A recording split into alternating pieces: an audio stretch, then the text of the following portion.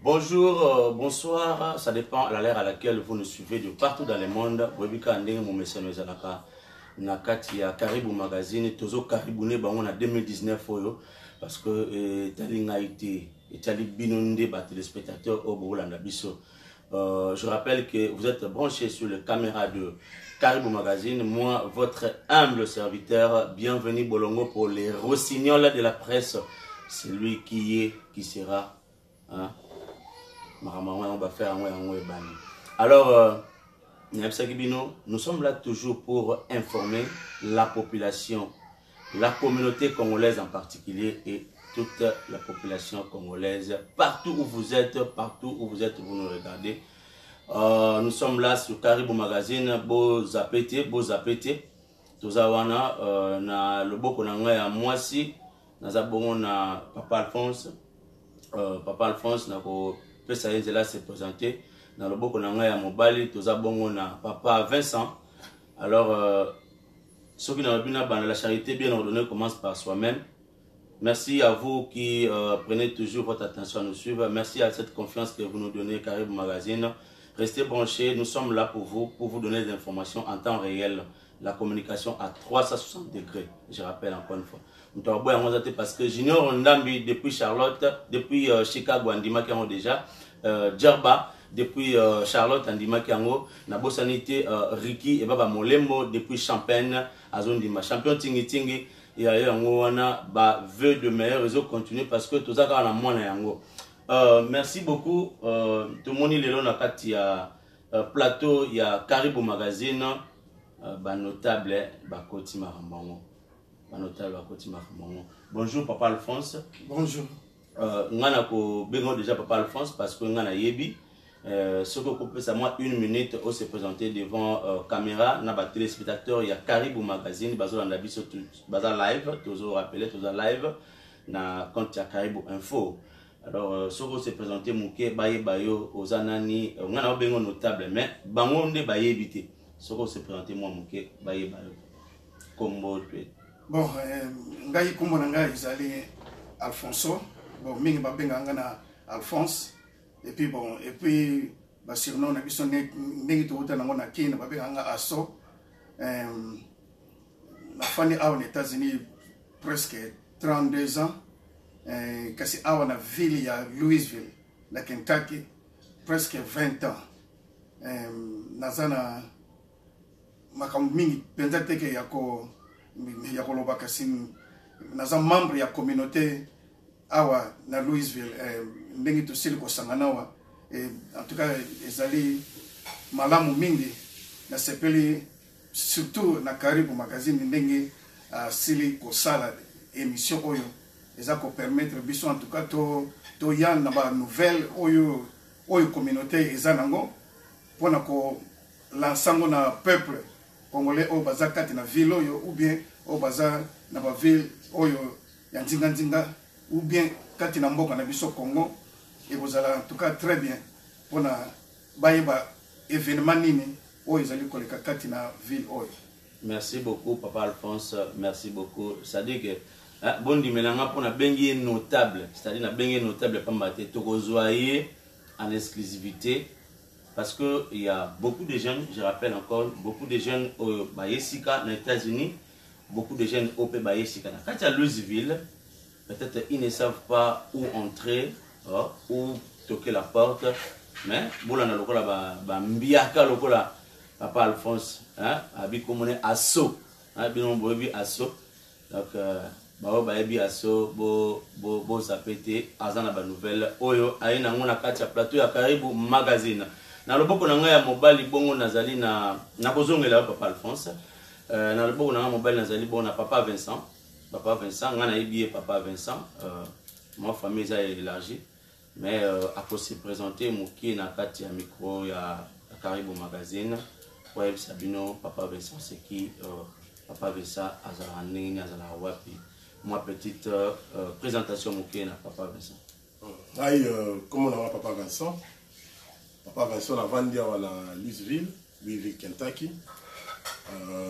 La carte la communauté congolaise et précisément aux Izali à la carte Louisville. yango toye na magazine Caribou magazine pour na juste kopesa mwa information ko loba ndenge ndeko oti koloba kopesa ba information oyo esalemi awa na kati ya communauté na biso mpona koremercier makambo oyo événement tote kozala yango il y a pas longtemps. Merci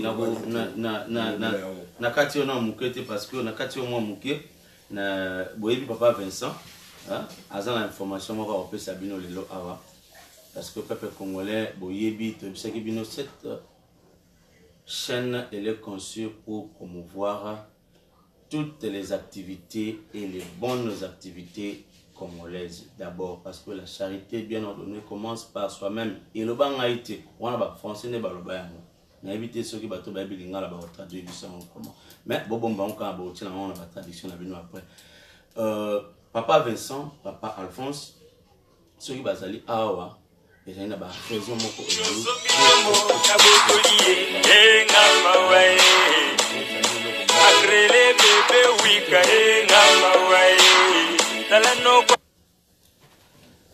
bon excusez biso ba caprice technique ndenge ezala kaka juste Toureb Sabino pourquoi les Congolais doivent se mettre ensemble?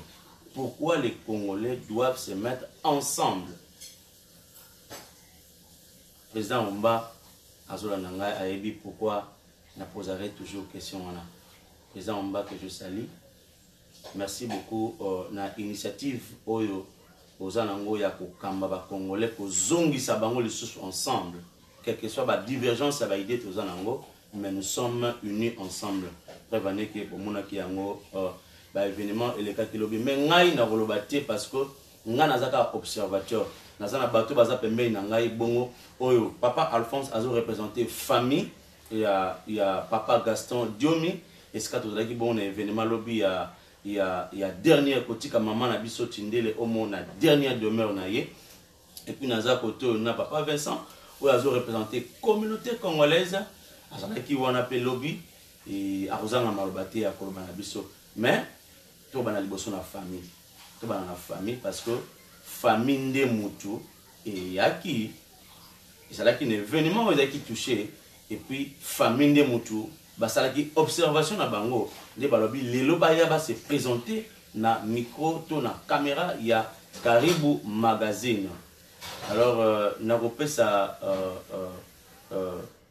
micro na ngai na papa Alphonse. Papa Alphonse, tozaki bongo lobby biso nyonso na kati ya ko ba événement oizo ko sala ba dernière demeure ya maman na biso Tindele. Alors ba congolais bazalaki wana ba étranger bazalaki wana ba nationalité musu bazalaki wana mais to ngito ba no liboso impression nini aux familles et la famille Gaston et la qui nango par rapport il y a événement on a des organisé na kati il y a Louisville Kentucky ce que faut ça biso en petite morceau ndenge concernant observation na bino la famille. En tout cas merci mingi na ndenge openga lisusu parole ezalaki très bien ce que na lobi ezalaki très bien pour ndenge to monaka ke nzoto eza moko kasi ba parti ezebele loboko ekoki koloba te ke bon nga naza parti nzoto te de tout ça wana question moko oyo tunaki pona nini il faut to sangana ko sangana ezali na ko sangana wana soki mutu moko kati na ko sangani aza ko sala parti moko en tout cas soki to sangisi ensemble wana ekozala tellement très bien neti par exemple na événement oyo elekaki lobby tout le monde groupe moko et qui côté ya bilei et puis groupe moko et qui côté ya komela et puis groupe moko et qui côté ya salle et puis tout le monde en tout cas ceux qui to sangisi nyonso wana yangwana o ezo kolakisa ke communauté il faut tous aller ensemble en tout cas lobby événement o elekaki ko bandana na salle na funeral home et puis kolonga wana ko kende tina cimetière et puis kolonga cimetière ko kutana na salle o tozalaki na Saint-Mathieu on exemple comme anglais tout ça donc ce qui total union wana et puis ndengi boyoka ni ezalaki wana organisation wana o ezalaki na kati wana en tout cas l'équilibre biso atakutu famille baye pananga balobi en tout cas bolingo nini bino bozana ngo ngalobi oyo ndenge ozali komona ozomona po koloba ta mususu ezalaka ezapenza na makasi mingi ba image ezali oyo koloba ba image ezali Karibu Magazine azoki ba image wana bokolanda yango en exclusivité sur Karibu Magazine. Merci papa. Oui. En tout cas ndenge alobi en tout cas bokomona to comme famille en tout cas communauté congolais en tout cas famille ezali ndenge tomonaka na libota nyonso bana bakoki kobunda bakoki koswana tout ça na kasi moyen okata singa ya famille wana ezate ndenge pe communauté congolais tomoni ke groupe bato bakoza na ba groupe ya mike tout ça kasi nde soki likambo ezali ndenge elekaki lobi en tout cas kosangana wana en tout cas elekili famille donc famille etali et puis donc eloko moko famille eyaki pa na ngai etuninga elobi eloko nini oyo biso tozo devoir na kolia na komela eloko nini tozo devoir na lobi communauté congolais esi esali nyonso en tout cas atuninga lisusu tango mususu ozobosa na moko tout ça na bengaki quelques amis ya communauté congolais pour tamso ngape na bosa na tuni bango en tout cas ba confirmer que nyonso et c'est salami tozana nyongote nyonso tu communauté en tout cas et prendre ba soin nango tango ndeko wana oya famille ayoki en tout cas azalaki na esengo mingi. Merci. Yangwana ya muke oyo na sili kolobaki en tout cas communauté congolaise en tout cas eza final. Merci. Merci vraiment nous devons comprendre que à la lire où vont les choses président Omba a osala makamnae mamani shamayaba ebi ke toza awa na kati ya plateau mamani shamayaba toza na kati ya plateau yebela alors merci na maison de King habilleur de luxe na ba soutien na toujours à soutenir Karibu Magazine te makamoyo te boka monter pour na okamo boka monter pour na okamo maison de King habilleur de luxe ils ont soutenir Karibu Magazine à 100%. Parce que mon inné bon monde telemi boé maison de King habilleur de luxe consommons congolais. Ça dit que yepa na yepe yepa na tsoko kei ezate que okekamba mona cash oko ne peut au solo donc solo là ba solo là yo na kati ya maison de King habilleur de luxe nulle part ailleurs à la kati ya Louisville bande kono surtout bozana ba Champagne ba Lexington ba Florence boya soko lingola te lamba le cas na maison de King habilleur de luxe soki polingi olia le cas et pas ya Niki Tumba restaurant ya propre na kati ya Louisville mais na ngambu na ngai naza bongo na papa Vincent na robaki bien papa Vincent azo représenter communauté congolaise. Merci coup de chapeau ngana lobango ça n'engage que moi. Mutaosa musala kitoko il faut qu'on remercier. Cause la qu'on remercier pour tant comme la dernière demeure na endo qu'on remercier. Azaki kitoko azaki malamu azaki beauté. Tant aza vivant vous remercier. Donc la papa Lutumba aza vivant baza ko pesa déjà beloge avant qu'il quitte na mabele. Pour âge ya komi nango makambo ya sali. Faut to pesa déjà merci sikoyo. Hein? Le roi Félix Oisé kwa mokwa bongo. Hein? Azo pesa fierté ya ba congolais. Asali livre na ye le petit bonbon de la sagesse sur côté Amazon au petit Amazon pour qu'on soit livre wana. Ça dit qu'il faut qu'on remercier mon tout temps à la marambi ya malamu tant à vivant et qu'on peut ça pour ça à ça la sous plus que wana pour lobby tokotika la kana beloge na ye. Merci beaucoup na observation ya famille Gaston Diomi. Merci papa papa Alphonse, papa Asso, Torozo Manayo, Tokati au moins Mouké, tout le papa Vincent, parce que Yenda a représenté la communauté congolaise aux alliés chapeautés na président Omba, président Arsène Omba que je salue, président Blaise Moukedi que je salue, et toute la communauté du Réter. la communauté directeur plutôt. Papa Vincent, vous allez qui on a lobby. Lobby est qui événement moko ou la seul événement où ils allaient qui na kati ya Louisville pour na kokene kotika maman na biso Tindele Omo na dernière demeure na ye. Ngai pona yo na lingi vraiment oui ça va congolais message où c'est très important parce que na koyoka famille eloko moko papa impinglé awa batumie. Est-ce que la famille faut devoir quelque chose? Hein, la communauté, n'enge événement, et ça, lia makamoto, organisation, tout masanga et tout. Et puis, papa répond de bango en tant que qui représentait la communauté, la place de la famille, alors que rien.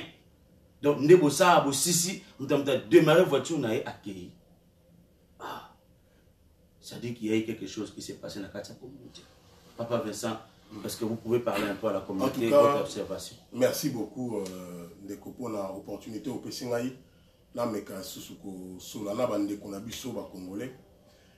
Bien aimé, ils allaient vraiment et le moyen motuya au Isengel na biso to comprendre.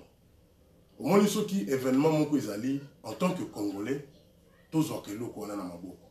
C'est vrai, bah tiens kinga le coordonnateur général ou la coordonné ma événement nyoso. Où ils qui n'a lobby. Coup de chapeau d'abord à toi parce que l'événement a été réussi. Merci. Et réussir oui. Et réussir parce que tous qui ensemble. Ok. C'est dans l'unité. Papa, on était vraiment ensemble. Tout tient qui m'a beaucoup. Tout tient qui bisoyon sur ma beaucoup. Bao bazaki au fou, bamso bazaki au moulin. Et ça li que lipe bimaki kito. Événement où ils allaient mis là et ça maki lobby. Ils allaient effort ya bino ba congolais. Ils allaient effort ya communauté mobimba. Voilà normalement na église. En passant, je salue le pasteur Simon Kabila, pasteur Jean-Claude. En tout cas, merci beaucoup pour l'opportunité au Pesaki Nangai. Na mekape au bimisama maele wana pour n'engana za coordonnateur ya mambwana. Nzambe apambola bino bisika bozali. Nazongi pour na apport na biso ba congolais. Bien aimé, ce qui événement ezali, c'est vrai. Okoyi ko soutenir biso na ba nature ou bien espèce, ils allaient là au moko oyo et ça là que événement où toujours préparer et réussir. Vous allez vraiment on a besoin il y a un apport nabino surtout nous avons insisté. Oui. Là il loko Italie finance. Merci. Au moment où on découvre belé bazo mona que oh ya za nango azolinga bomba ko na ye. Au lieu que atia mona kati ya musala pona epesa un coup de pouce les loko likambo bandeko bazo sala ta likambo lobby famille lobby que merci.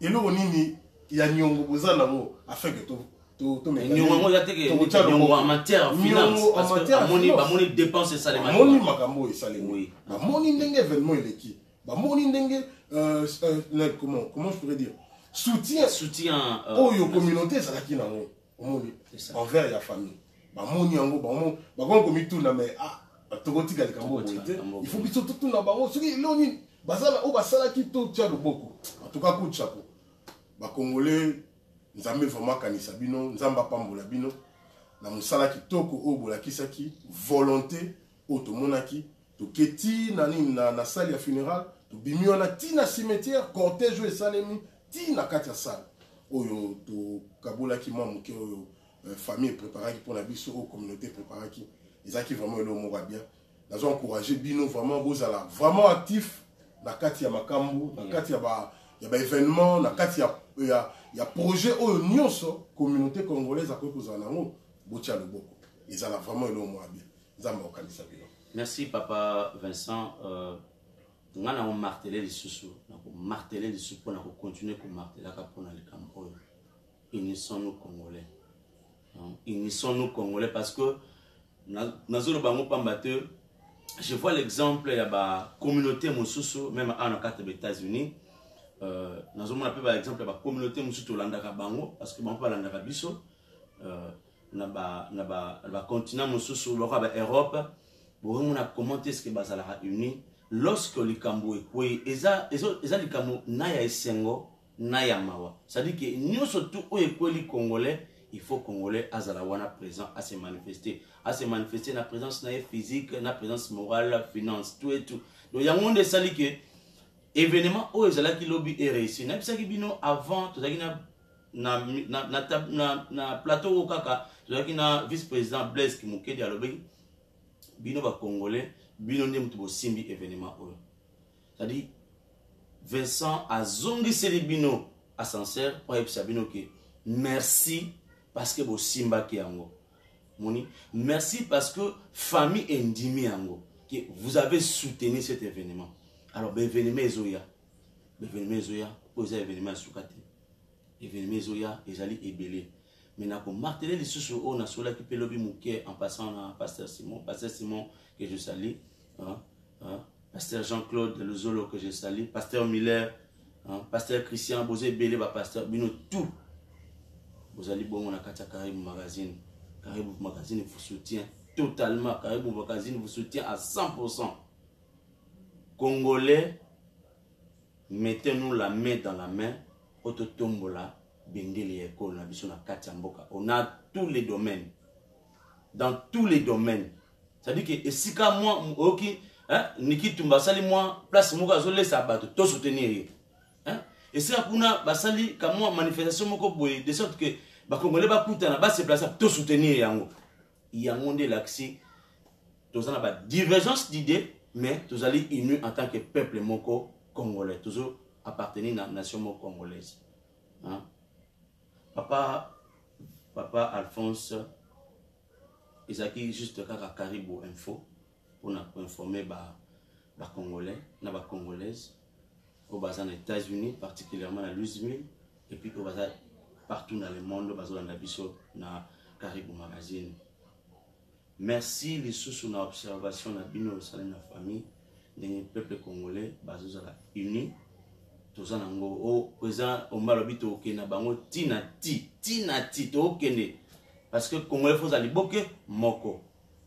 Merci les sous la famille Caston Diomi ni ba pesa ki confiance na bango na Caribou Magazine ezala wana ezwa image beaucoup soit yango bolanda yango bo tout à l'heure bo zo ba extrême ok mais package ezali ya famille parce que on est exclusivité à famille mais pour l'information na bino bana Louisville au bazala qui présenté bon mon journal des aki lobby bo zo moi flash qui est et puis bo la ndenge ezala ki lobby mais message moko au papa Alphonse à cause en ango na initiative au Congolais à Sali. Je rappelle encore une fois que cette chaîne elle est conçue ne serait-ce que pour promouvoir toutes les bonnes activités des Congolais. En particulier à Louisville. Et puis d'ailleurs, cette initiative il y a Congolais. Et puis c'était tout un bureau. Là je vois papa Liavin que je salue, à se reposer. Je vois aussi Anozi Kitenge Mukile que je salue parmi les administrateurs de Nakatia Caribou Magazine. Je salue aussi Am Image Yanzambe depuis Kine. Je sais que tout à l'heure nous serons en contact.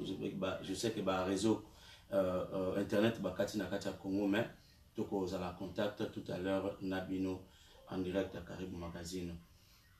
Papa Alphonse en tant que notable il y a Louisville, notable dans les États-Unis parce que tout ce que biographie mouké mais tout joyeux prochainement à on a micro na caméra à Caribou Magazine. Moi le bamouké ezali nango pour le peuple congolais ceux qui m'ont mboté to moi le bapé koza nango pour la chaîne au Caribou Magazine. En tout cas na sepel mingi nous on a concerné na biso ezali mingi pour na événement au islaki koleka. En tout cas na remercier batu oyo tangu mama zalaki nanu na hôpital to moni ke ba congolais bazalaki wana ti kolongwa wana tangu corps ezalaki na funeral home to moni ke ba congolais babandaki ko assister papa Gaston nanda kuna ye presque une semaine. En tout cas donc kolongwa wana ko kende ti événement o eleka ke lobi soko bani ne bandela soutien wana ezalaki ti na suka. En tout cas na pesi ba congolais remerciement ya mingi et puis na ko passer message oyo kati na famille Gaston Diomi na ko yebisa bango ke en tout cas communauté congolaise et et Yambi, en tout cas, remerciement à Bino.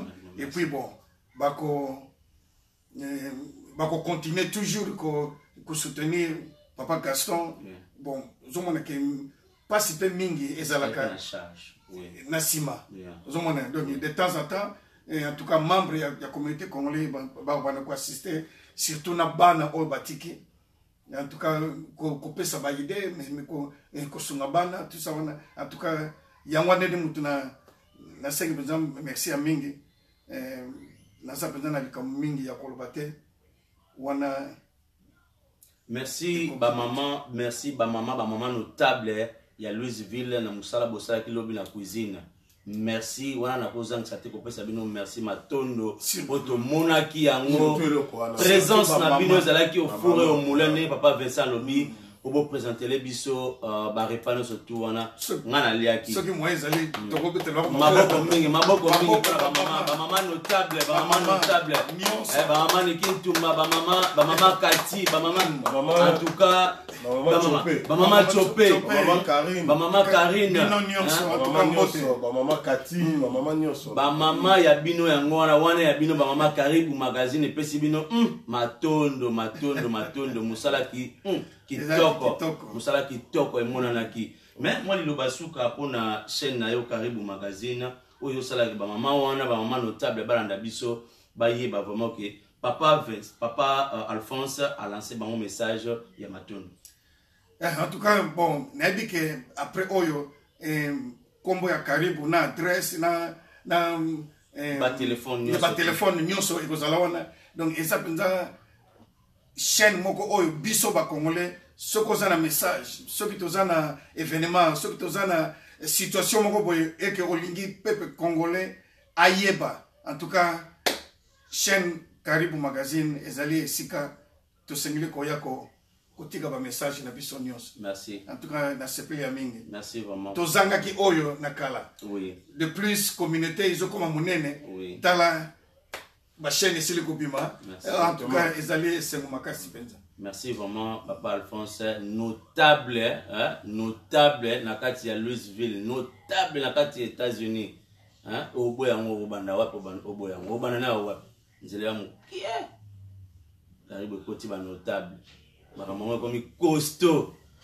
papa Vincent nayebi ke tozala na yo trop yo vraiment donc tozala trop mais liloba ekozanga te na ba peuple congolais na compte ya communauté na musala oyo salemaki lobi et puis koyebisa bango na misala oyo ezali koya ndenge ni bako se comporter po bendele toujours ya Congo ezala toujours likolo na message oko lancer pour na chaîne oyo ya Bibino pour na passer susu na Karibu Info pour passer ba message ya communauté mobimba juste pour la compléter papa Asso ndenge lobi tozalaki na moté zalaki na moté eloko ye ezali eloko moko il faut vraiment tout soutenir car on a même idée au yozoloba soutenir ba événement au ezali ya ba congolais soutenir ba œuvre au ezali ya ba congolais ko soutenir ba action au ezali ya ba congolais alors bisope toza wana pour soutenir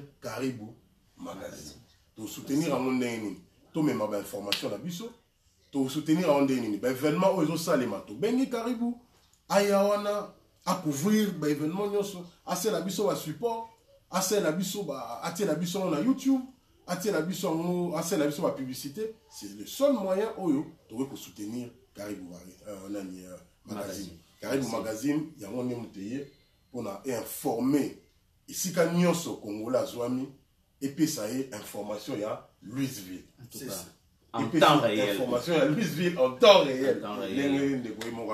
En tout cas, c'est une initiative bien. Tout on veut vraiment tout soutenir. Pour la communauté congolaise, il y a un événement qui se produit, je crois, le 19 janvier il y a 2019. Donc, Kalaming était quoi. Mais l'information, je crois, na Congo News, moi, Nimi. Moyen transmission il y a information ou il y a communauté on va détailler na Karibu magazine exactement ouais monika tozozongela la Karibu magazine ezali moyen moko ya bien pour na biso tous ala toujours informé donc to landa yango to consommer vraiment Karibu magazine ezali elo moko oyo et ozala pour l'information na biso ba congolais a na kati ya Louisville.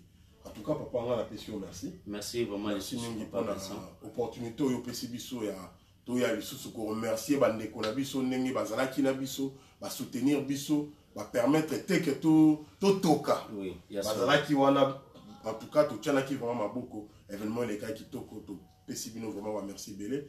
Merci mingi en tout cas pour na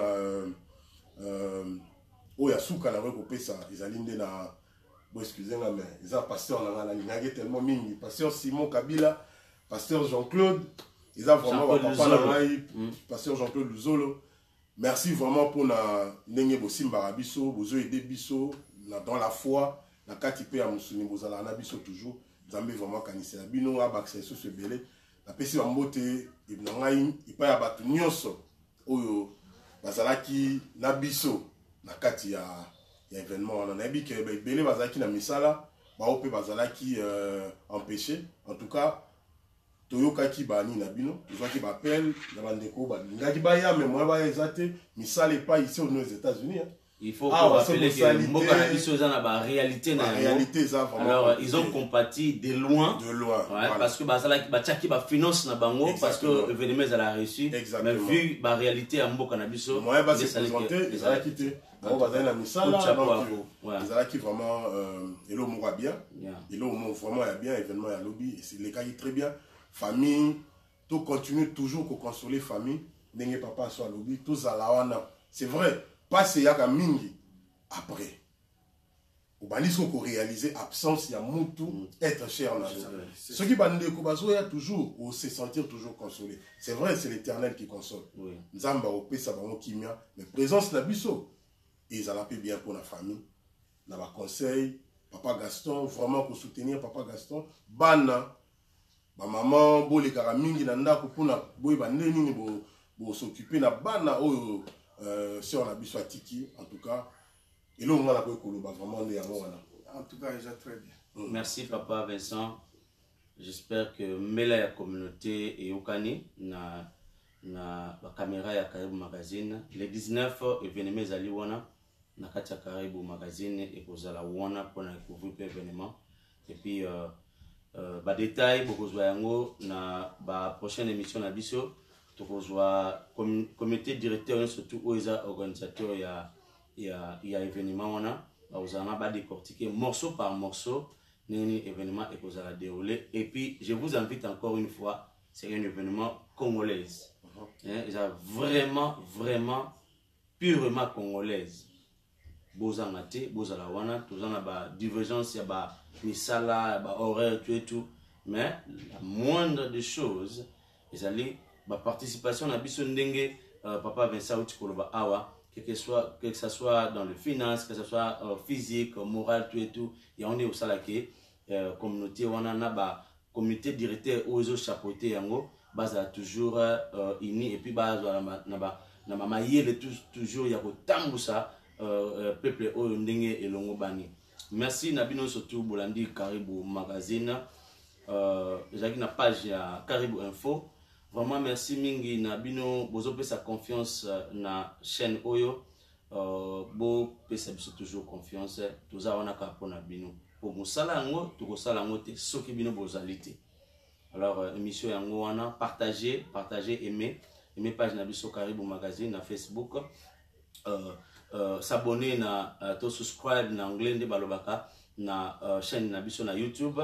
On a vu que déjà ndenge papa Alphonse azozonga boye ndenge papa Vincent azozonga boye déjà ba s'abonner déjà pour l'information ezala en temps réel dès que Karibu eza on a live et que ça la bien pour on a l'information en temps réel dès que information peut sami ozana ngo déjà pour ba ko partager na moninga yo poza na moninga pembeni na yo ko bomba lisolo te betela moninga na lisolo ke Karibu Magazine ezali chaîne où ils ont accompagné ba congolais à na kati ya Louisville Kentucky précisément et puis partout na kati États-Unis et puis sans pour autant parler d'ailleurs parce que Kalamingité Karibu Magazine pour votre info et aux à Toulouse ba beng service qu'on a Toulouse tous à boye bango après Kalamingité Karibu Magazine et kokita Champagne Kalamingité Karibu Magazine et kita Champagne wana na grand garage na maison Perfect Touch et pas ya Ricky et Baba Molemo.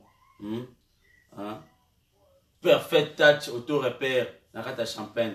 Ba numéro za so boni bo contacter alobi bongo azo bongisa mituka ti à domicile to bango boy. Azo bongisa mituka ti à domicile. Donc soki panezio mutuka place ezali benga kaka bakoya bakosala musala.